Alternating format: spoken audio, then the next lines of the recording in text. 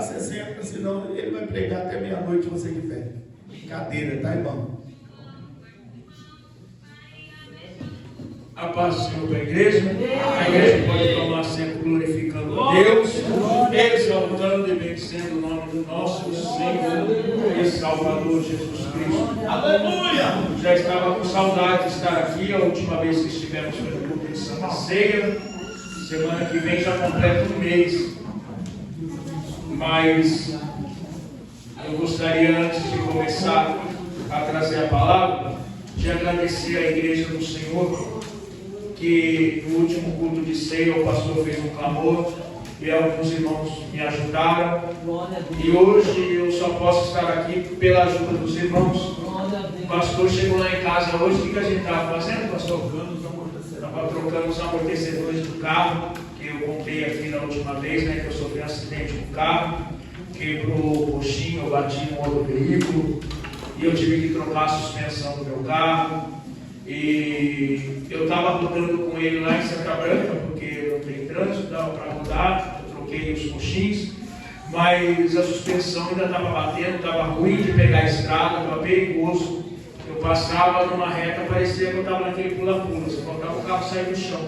Estava perigoso, então eu falei com o pastor, eu vou evitar de estar pegando a estrada, e assim que a gente consertar, estaremos aí. E para a glória de Deus, nós conseguimos terminar o serviço. O carro agora está bem, graças a Deus.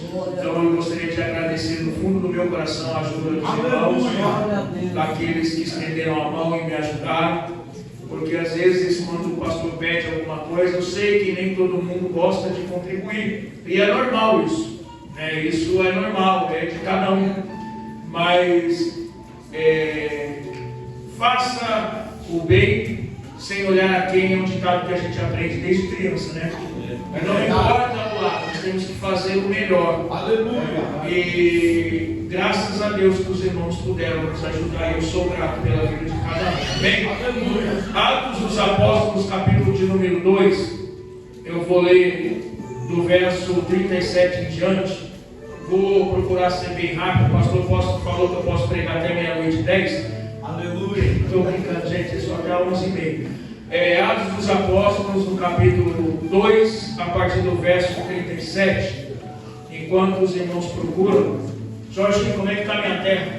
Jorginho falou que foi lá na Casa Verde ontem. Você foi lá na minha terra. O bairro da Casa Verde é um bairro bem extenso. E eu nasci bem no coração, nasci ali no Parque Peruche, bem no meio da Casa Verde. É um bairro que eu vivi durante quase 30 anos. Já tem 23 anos que eu moro aqui no Vale, em Santa Branca. Mas é um lugar que não sai do meu coração, que é a minha terra natal. E toda vez que alguém fala que foi ali, eu sinto uma pontinha de inveja, porque faz tempo que eu não vou ali. Eu tenho ainda um irmão que mora lá, mas faz bastante tempo que eu não vou para lá. Às vezes eu vou para São Paulo, passo na Marginal, mas eu não entro ali no meu bairro natal. Então, que Deus abençoe os irmãos. Eu sei que ali é um lugar bem gostoso de estar, porque eu passei boa parte da minha vida ali. Atos dos Apóstolos, capítulo 2, verso 37, diz assim o título: As primeiras conversões. Eu vou ler tão somente um ou dois versos, mas eu peço que a igreja continue com a Bíblia aberta. Vamos meditar rapidamente, porque o tempo não nos espera, neste texto. Diz assim: ouvindo ele isto, compungiram-se em seu coração, ou comoveram-se em seu coração, e perguntaram a Pedro e aos demais apóstolos: que faremos, varões irmãos?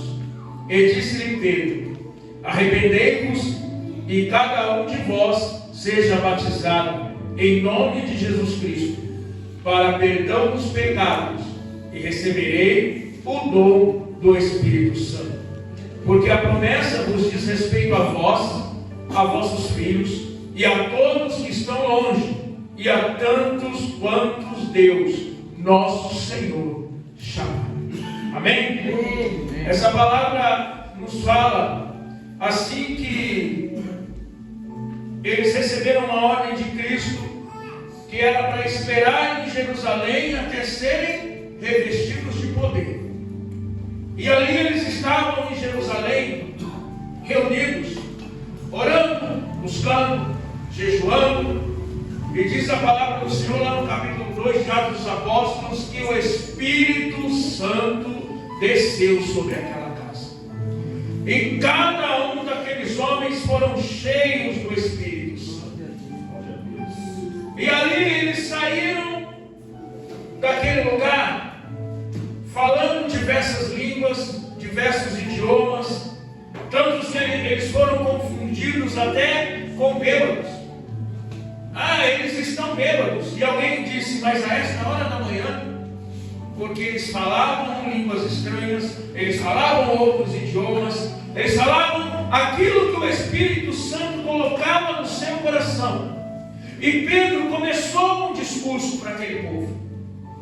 Pedro começou a falar sobre as coisas de Deus, sobre o mistério de Jesus, sobre a crucificação, sobre o milagre da cruz, sobre tudo aquilo em que nós falamos quando estamos fazendo missões. E a palavra que eu destaco aqui nessa noite, no capítulo de número 3, capítulo de número 2, no verso 37, vem nos falar sobre as primeiras conversões. E hoje é um culto de missões. E o culto de missões nós buscamos o quê? Conversões. Aleluia. O missionário, ele não busca lucro, ele não busca dinheiro, ele não busca nada que não seja almas para o reino de Deus. Aleluia. Aleluia. O coração do missionário, ele tem que estar voltado para almas, para buscar almas para Jesus. Aleluia. E assim era na vida daqueles discípulos. Porque olha o que eles passaram quando estavam caminhando com Cristo. Eles aprenderam como fazer a obra, como curar, como libertar, como expulsar demônios. E depois eles viram Cristo sendo crucificado. No primeiro momento, alguns deles se assustaram, fugiram, correram, se esconderam, negaram. Não é assim que a Bíblia fala? Pedro negou a Cristo. E só quem ficou ao pé da cruz foi João. E cadê os outros? Se esconderam. Mas o tempo passou, Jesus se encontrou novamente com eles, eles se recompuseram e foram fazer aquilo que o Espírito Santo ordenou: missões, ganhar almas. E diz aqui: arrependei-vos. Antes diz assim: perguntaram a Pedro o que fazer. E Pedro disse assim: arrependei-vos, cada um de vós. Primeiro passo na conversão de alguém é arrependimento. Mas por que nós não estamos mais ouvindo esta palavra dentro das igrejas, no meio do povo de Deus? Nós falávamos até isso hoje no assunto de casa. Não neste tópico, não neste texto, mas nós falávamos basicamente isso, que hoje muitos não estão mais falando sobre o arrependimento. E o que leva um homem a Cristo é o arrependimento. A conversão, ela vem de dar a volta. Eu estou caminhando por aqui e eu vou por aqui. Isso é uma conversão. Quando estamos dirigindo, que nós vemos a placa conversão, para que é? Para ir reto? Não, é para virar, é para voltar, é para deixar o caminho adiante e buscar outro caminho. Aleluia. Então missão nada mais é do que isso: ensinar as pessoas ao arrependimento. Aleluia. Se eu prego a Jesus, eu preciso falar sobre arrependimento. Se eu não me arrepender, o pecado não sai da minha vida. Se eu não me arrepender, as coisas erradas não saem da minha vida. E eu costumo dizer que existe o crente fiel e existe o frequentador de igreja. Tem muita gente no meio da igreja hoje que apenas frequenta a igreja. O que é um frequentador de igreja? É aquele que vai em todo culto, vai toda semana, está sempre lá, mas não ora, não jejua, não busca Deus, realmente não tem uma experiência com Deus. Para você alcançar a vitória, para você alcançar aquilo que o Espírito Santo tem separado para você, é arrepender-se, deixar as coisas velhas para trás, mudar o seu caminho e se entregar para Jesus. Missões nada mais é do que isso, é ensinar as pessoas a buscar Jesus. O segundo passo diz assim,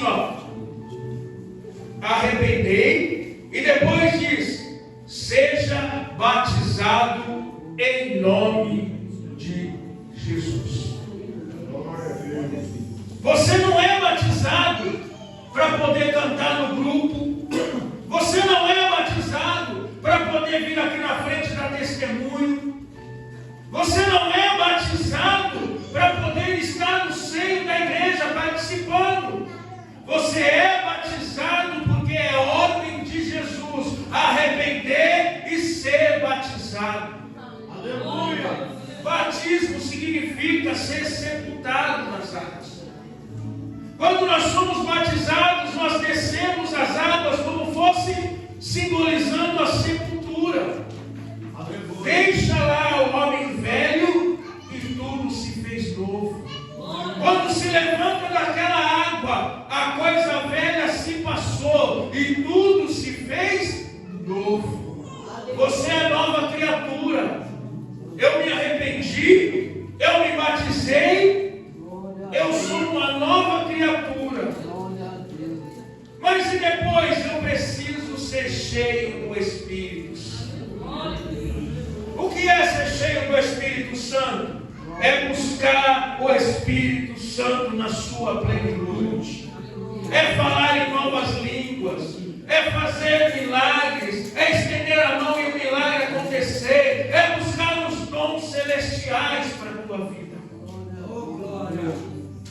Aqui diz assim, arrependei dos pecados e recebereis o dom do Espírito Santo. Aleluia, meu Deus.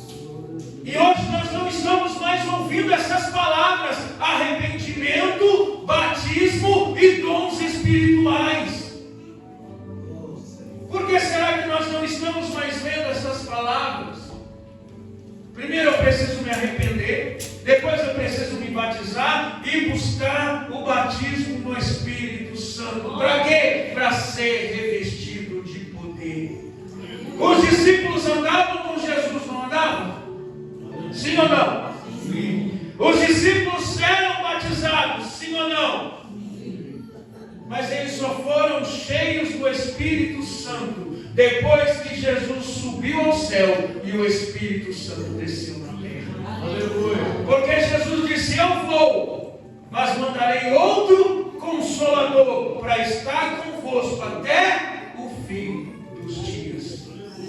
E o Espírito Santo está aqui hoje comigo e contigo para nos encher com a sua glória, para nos encher com o seu poder, para que nós possamos ser diferentes na terra.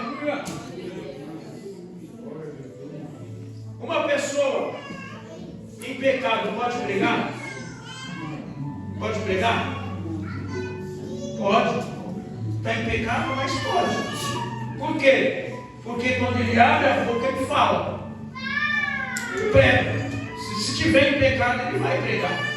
Mas uma pessoa em pecado, ele pode fazer alguém se arrepender dos seus pecados? Aí não. Aí não. Ele vai falar. Mas quem convence é o Espírito Santo. Se eu não tiver o Espírito Santo na minha vida, como eu vou passar o Espírito Santo para você? Se eu não tenho o Espírito Santo, se eu não fui cheio do Espírito Santo, como é que eu vou falar para você que o Espírito Santo muda? Vocês estão entendendo o que eu estou dizendo? Estão conseguindo captar a mensagem? nós precisamos buscar o Espírito Santo todos os dias. E é isso que Pedro, que Paulo faziam quando pregavam. Eles enchiam a boca para falar: o Espírito Santo está contigo. Não tenho prata, não tenho ouro, mas o que eu tenho, isso lhe dou. Levanta e anda. Mas o que ele tinha? Espírito Santo. Porque quem faz a obra é o Espírito Santo, não sou eu, não é ninguém, é o Espírito Santo. É Ele que faz a obra. E diz assim, ó: porque a promessa vos diz respeito a vós, vossos filhos e a todos os que estão longe, tantos quanto Deus nosso Senhor chamar. Sabe o que é isso? Quando você é revestido do Espírito Santo, quando você abre a boca para pregar a palavra de Deus, cheio do Espírito Santo, aqueles que estão ao redor de você começam a entender, começam a conhecer, começam a se converter. É através da tua vida, é através do teu exemplo, é através dos teus passos. Por isso que eu disse aqui, que uma pessoa pode até pregar estando em pecado. Ela vai abrir a boca e vai falar. Mas convencer é os seus atos, é o seu dia a dia, é o seu caminhar, é o seu exemplo, é a sua vida diante de Deus, é o Espírito Santo que habita na sua vida, que vai refletir na vida daquele a quem você está falando.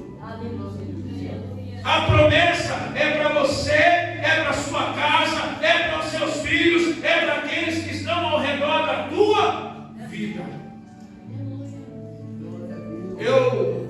Ontem a gente recebeu a visita lá na nossa congregação do irmão e da irmã da minha esposa, a irmã Solange e o irmão Zedinho. E quanto tempo que a minha esposa pregava e falava para o Zedinho, o irmão dela, sobre Jesus, que a Solange pregava e falava para o irmão dela sobre Jesus. Mas ele é músico, ele tocava no mundo, ele ia para barzinho, tocar aqui, tocar ali, tocar lá, tocar cá. E eu entendo que é muito difícil às vezes as pessoas, quando estão lá fora, fazer a renúncia, deixar aquilo que te agrada lá fora e vir para a casa de Deus. Porque se eu questionar cada um aqui, ninguém vai dizer que foi fácil. Foi, pastor? Ah, não, eu acordei de manhã, aí bateu alguém na minha porta, falou de Jesus, eu fui com ele e aceitei. Duvido. 99% não é assim. 99% tem um processo doloroso por trás, difícil por trás. Eu posso falar porque comigo foi assim. O Espírito Santo falava, apontava o dedo na minha cara, dizia assim: tu é crente, né? E eu nada. E eu já contei aqui, não vou me estender novamente, é só um exemplo. Mas o que eu quero dizer com isso? Ontem ele estava lá como um servo de Deus, aleluia, como um homem remido, transformado, mudado pelo poder do Espírito Santo. Mas por que isso? Porque é promessa, está escrito aqui, ó, a promessa vos diz respeito a vós, vossos filhos, todos os que estão longe, tantos quanto o Senhor chamar. É a tua casa, é a tua família, é os teus amigos. Então basta abrir a sua boca, basta falar de Jesus, basta você ser cheio do Espírito Santo, e o milagre acontece na sua casa, as conversões acontecem na sua casa. Aleluia. Continuando, diz assim, ó, vou lá no verso 42, para não me estender muito, eu tenho 45 minutos. Perseveraram na doutrina dos apóstolos, na comunhão, no partir do pão e nas orações. Vou dizer igual o pastor, já estou entrando na mensagem. Estou brincando. Vocês viram que eu meio de Santa Branca, quase me bateram. Colocava 10 para as 9 e eu falei assim, ó, calma gente, já estou entrando na mensagem, só vi a gente se torcendo no pão. Ah, te peguei. Né, pastor? É desse jeito. Estou aprendendo com o meu pastor. Aqui diz assim, ó, perseveraram na doutrina dos apóstolos, na comunhão, repita comigo, comunhão, doutrina, partir do pão, e orações. O segredo do missionário, o segredo da igreja que vence é essa. Comunhão. Por que nós estamos aqui? Porque nós estamos em comunhão. O que nós fazemos na Santa Ceia? Comunhão. Nós não nos reunimos, não partimos o pão juntos. É comunhão. Glória a Deus. Oração. Na igreja, o pastor tem isso como lema. E eu tenho como lema. E os irmãos deveriam ter como lema. Igreja que não ora, não vence. Crente que não ora, não vence. Família que não ora, não vence. Doutrina, ensinamento. Crente sem ensinamento não é nada. Crente sem palavra não sobrevive, não é nada. Quem sou eu sem a palavra de Deus, sem meditar nos conselhos de Deus para a minha vida? Isso nós aprendemos quando nós, primeiro passo que damos na igreja, primeira coisa que a gente aprende, palavra. Estar ligado na palavra, na doutrina, no ensinamento, no partir do pão. O que é o partir do pão? Eu vou dar um exemplo. Alguém vai lá na sua casa e fala assim: irmão, eu estou necessitado de tal coisa. E você tem essa tal coisa na tua casa. Mas você fala assim: irmão, dá um joelho aí que eu vou orar e Deus vai entrar com a providência. Deus já entrou com a providência. Deus mandou ele na tua casa porque você tem a providência. Aí você vai orar e vai mandar outro para fazer a providência que Deus te mandou. Isso não é partir o pão. Partir o pão é dividir com o teu próximo aquilo que você já tem. É comunhão, partir do pão, doutrina e oração. É assim que a igreja vence. É assim que se faz missões. Ah, pastor, mas olha, lá no meu trabalho eu falo de Jesus o dia inteiro. Mas e se alguém te procurar agora e dizer para você: irmão, estou precisando de um pacote de arroz. Irmão, estou precisando de R$10 aí. E aí? Tu tens para ajudar? Talvez não tenha, mas se tiver, vai ajudar? É isso que é o partir do pão. É isso que é a comunhão.